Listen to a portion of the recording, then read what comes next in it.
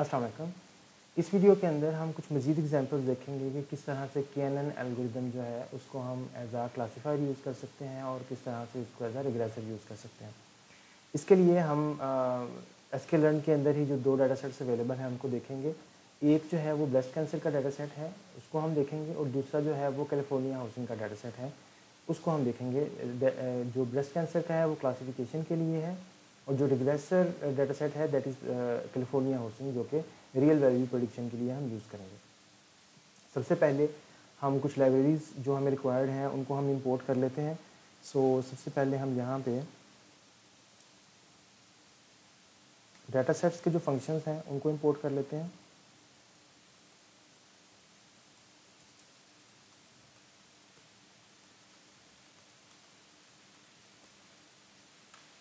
इसके बाद हम sklearn के अंदर से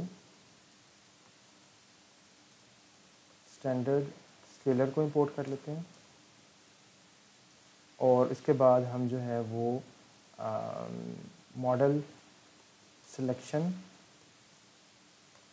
में से इंपोर्ट कर लेते हैं ट्रेन टेस्ट स्प्लिट को। इसके बाद हम जो हमारा क्लासीफायर है उसको कर लेते हैं, और रिग्रेसर को, जो कि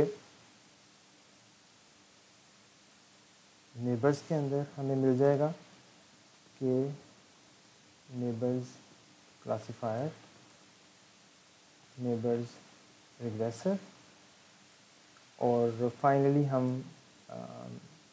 मैटप्लॉटलिब जो है उसमें से इंपोर्ट कर लेते हैं पाईप्लॉट को प्लॉटिंग के लिए। तो ये के नेबर्स क्लासीफायर,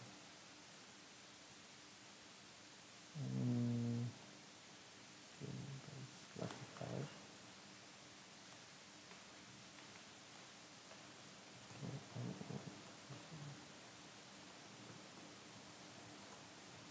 ठीक है जी। तो हमने क्लासीफायर और रिग्रेसर को इंपोर्ट कर लिया। अब सबसे पहले हम क्या करेंगे, हम डाटा सेट जो है वो लोड करते हैं। यहाँ पे मैं एक सेक्शन बना लेता हूँ।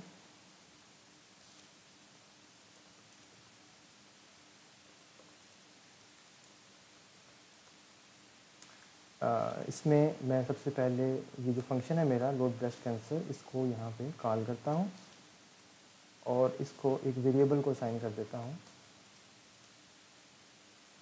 और यहाँ पे मैं एक पैरामीटर दे देता हूँ इसको कि जी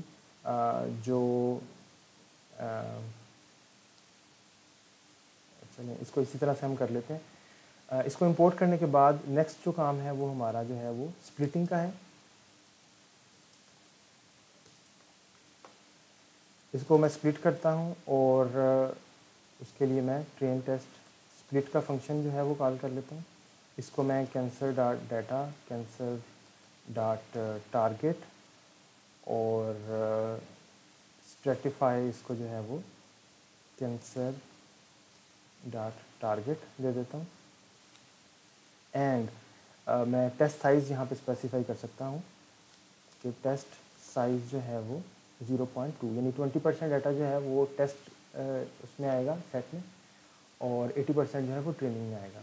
स्ट्रेटिफाई का ये मतलब है कि मैं जो डाटा है वो मेरा अगर उसमें कैंसर के पेशेंट्स जो हैं वो उनकी डिस्ट्रीब्यूशन सेम नहीं है, यानी कि जो कैंसर के हैं और जो कैंसर के नहीं हैं पेशेंट्स, उनकी डिस्ट्रीब्यूशन वो इक्वल नहीं है, तो टेस्ट सेट में 20% ही उसका जाए जो पेशेंट कैंसर के हैं, और 20% ही उसका जाए जो कैंसर के नहीं हैं। चाहे उनकी जो क्वांटिटी है, उसकी जो जो उसका साइज़ है डाटा का, वो कम और ज़्यादा हो सकता है, लेकिन जो प्रोपोर्शन है वो सेम ही जाए। ठीक है।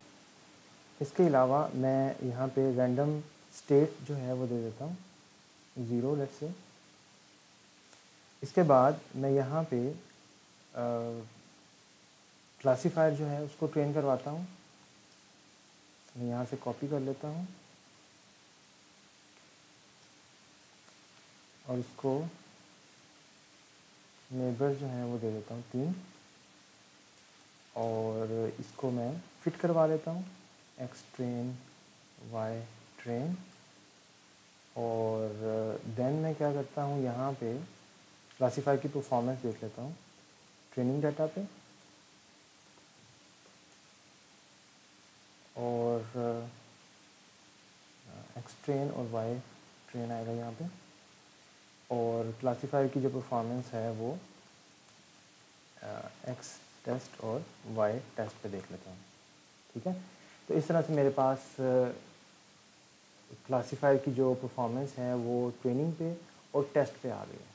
ठीक है, अब मैं ये करता हूँ कि देखता हूँ कि के की वैल्यू अगर मैं चेंज करूँ तो किस तरह से जो एल्गोरिदम है उसकी परफॉर्मेंस में कैसे चेंजेस आते हैं। उसके लिए मैं एक लिस्ट बना लेता हूँ, ट्रेनिंग एक्यूरेसी, टेस्ट एक्यूरेसी, और इसके अलावा मैं के वैल्यूज़ जो हैं वो रेंज ले लेता हूँ 1 से 11 तक, और आइट्रेट करता हूँ फॉर के इन के वैल्यूज़, और क्लासीफायर जो है ऊपर से मैं यही लाइन कॉपी कर लेता हूँ, इसको मैं यहाँ पे पेस्ट कर देता हूँ। यहाँ पे मैं नेबर्स में के दे दूँगा क्योंकि हर दफ़ा के की वैल्यू पहले 1 होगी, फिर 2 होगी एंड सो ऑन। और इसी तरह से मैं इस पर फिट का जो फंक्शन है वो कॉल कर लेता हूँ इसका। ठीक है, और ट्रेन जो एक्यूरेसी है उसमें मैं अपेंड कर देता हूँ जो मेरे क्लासीफायर की का स्कोर है जब मैं उसको ट्रेन डाटा देता हूँ, और टेस्ट एक्यूरेसी जो है उसमें मैं अपेंड कर देता हूँ क्लासीफायर का स्कोर जब मैं उसको टेस्ट डाटा देता हूँ। ठीक है, तो ये सारे डिफरेंट वैल्यूज़ ऑफ के लिए ट्रेन हो चुका है। ठीक है, और उसका ट्रेनिंग और टेस्ट एक्यूरेसी जो है वो मैंने स्टोर कर ली है इसके अंदर। ठीक है, अब मैं इसको प्लॉट करवाता हूँ। प्लॉट करवाने के लिए मैं PLT के अंदर प्लॉट का फंक्शन यूज़ करूँगा, उसमें के वैल्यूज़ दे दूँगा एक्स एक्सिस पे, वाई एक्सिस पे जो है वो मैं ट्रेन एक्यूरेसी दे दूँगा, और इसको मैं लेबल दे दूँगा ट्रेन एक्यूरेसी। इसी तरह से मैं प्लॉट करवा लेता हूँ अपनी टेस्ट एक्यूरेसीज़ को, तो यहाँ पे मैं के वैल्यू दे दूँगा, टेस्ट एक्यूरेसी दे दूँगा, और इसको मैं लेबल दे दूँगा टेस्ट एक्यूरेसी का।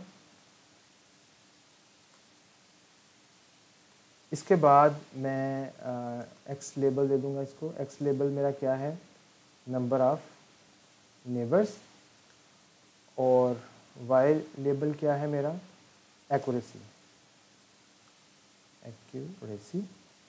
एंड देन मैं इसको लेजेंड जो है वो डिस्प्ले करवा दूंगा। ठीक है, कि ये लेबल्स भी जो है वो प्रॉपर्ली इस पर डिस्प्ले हों। तो यहाँ पे आप देखें कि जो जैसे जैसे नंबर ऑफ़ नेबर्स चेंज हो रहे हैं वैसे वैसे परफॉर्मेंस पे इफ़ेक्ट आ रहा है।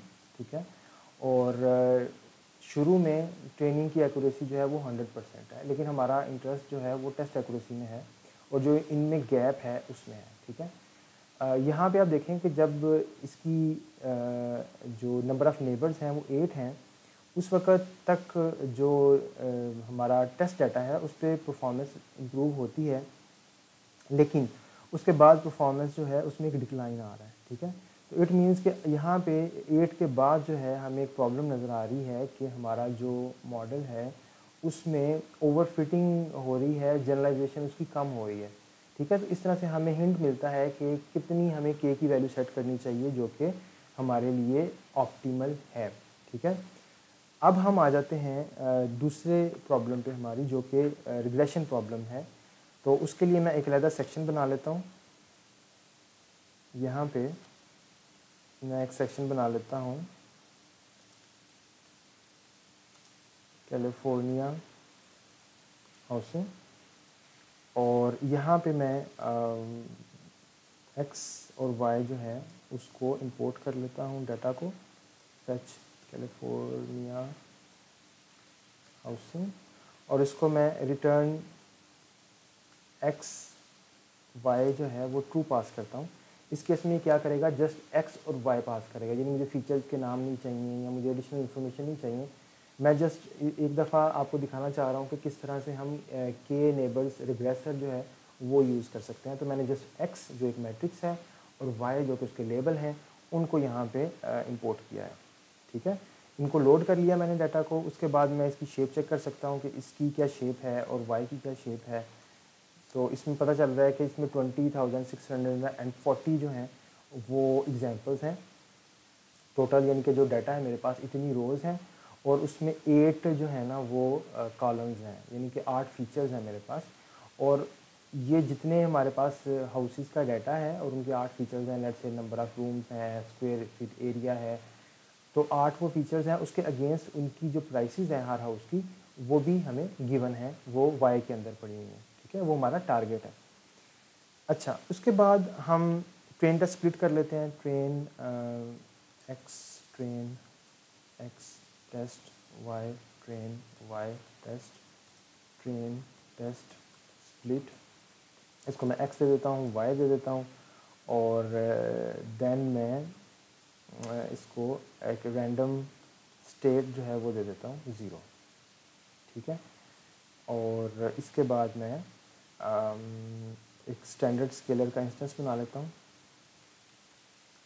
और S S dot fit transform कर लेता हूँ अपनी ट्रेनिंग डाटा को और उसको दोबारा ट्रेन में ही स्टोर करवा देता हूँ। और इसी तरह से मैं अपने टेस्ट डाटा पे भी यही काम कर लेता हूँ, लेकिन अब मैं सिर्फ ट्रांसफॉर्म अप्लाई करूँगा। एंड देन मैं अपने क्लासीफायर को का इंस्टेंस बना लेता हूँ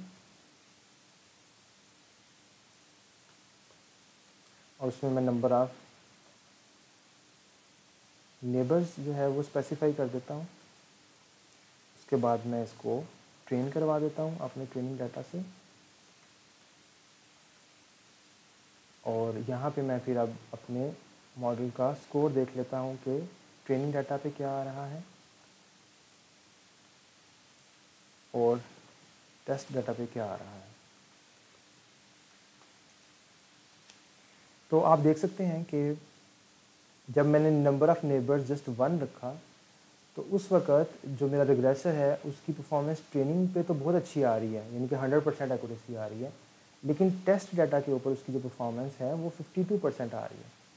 ठीक है, तो इट मीन्स कि ये ओवर फिटिंग हो रही है। जब आपकी ट्रेनिंग और टेस्ट में एक्यूरेसी में बहुत ज़्यादा इस तरह से डिफरेंस आ रहा हो तो इट मीन्स कि ओवर फिटिंग हो रही है। मैं यहाँ पे करता ये हूँ कि इसको चेंज कर देता हूँ, नंबर ऑफ़ नेबर को 1 की बजाय लेट्स से मैं 8 कर देता हूँ फॉर एग्ज़ाम्पल।